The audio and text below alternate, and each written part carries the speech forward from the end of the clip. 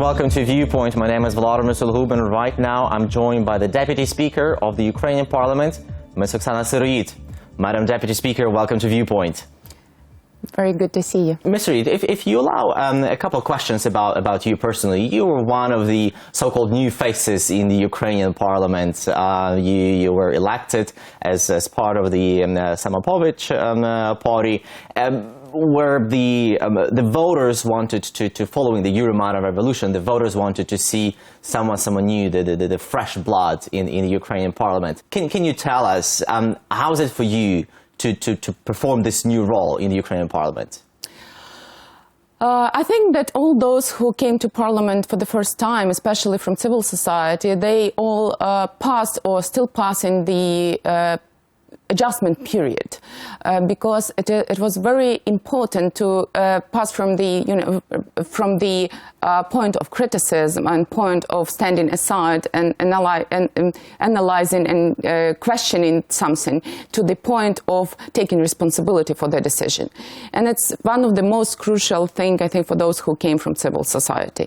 It's not that easy, because taking responsibility as a politician, you have to be ready to be blamed for everything, even for something that you haven't been done. So it's kind of the internal adjustment to the new status. Would you say that you personally and your party is different from the other MPs, from the other political parties, that you are able to withstand this pressure, which obviously is coming from various branches of government, from the president, from the prime minister, that you are able to maintain your line of policy and that you are able to be faithful to your voters?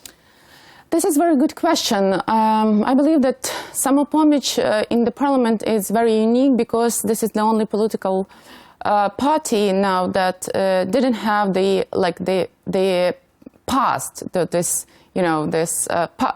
previous history in the politics, and as well as a connection with the oligarch money.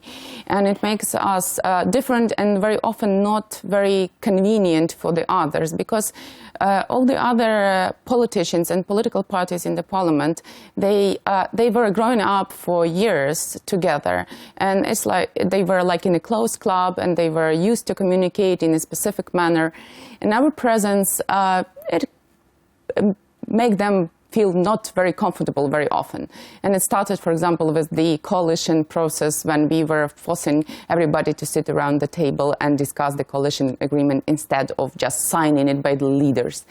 And it's now we are facing it almost every week, because again we are trying to force everybody to discuss it openly, and even sometimes it's quite tough, those discussions. But we believe that without proper communication, we will not be able to gain people's trust. Would you say that you are fulfilling the trust of the voters which was vested in you during the elections?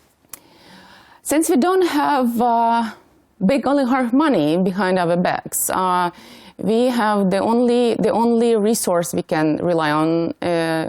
This is Ukrainian people, and that's why we are trying and we are working very hard to communicate to our voters and, in principle, to Ukrainians what's going on. And we are very honest to them.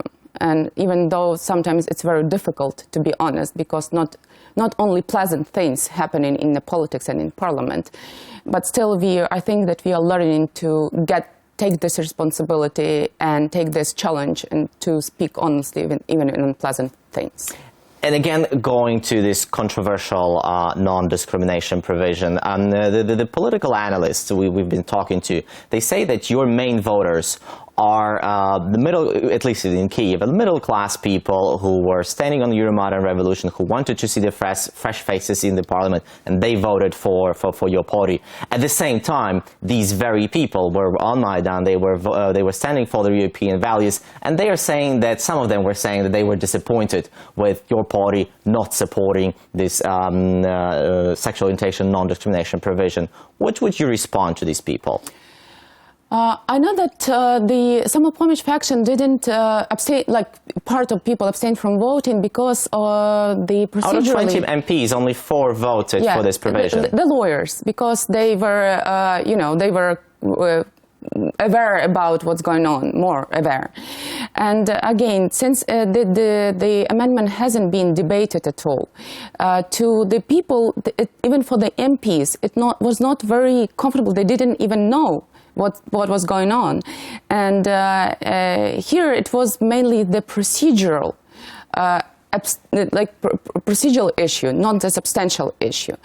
And I don't think that we should do a very big fuss with this issue. And just if we debate it properly, that I believe that Ukrainians, they are very tolerant and they will understand what's all about. Will your party vote for this provision after it's been debated?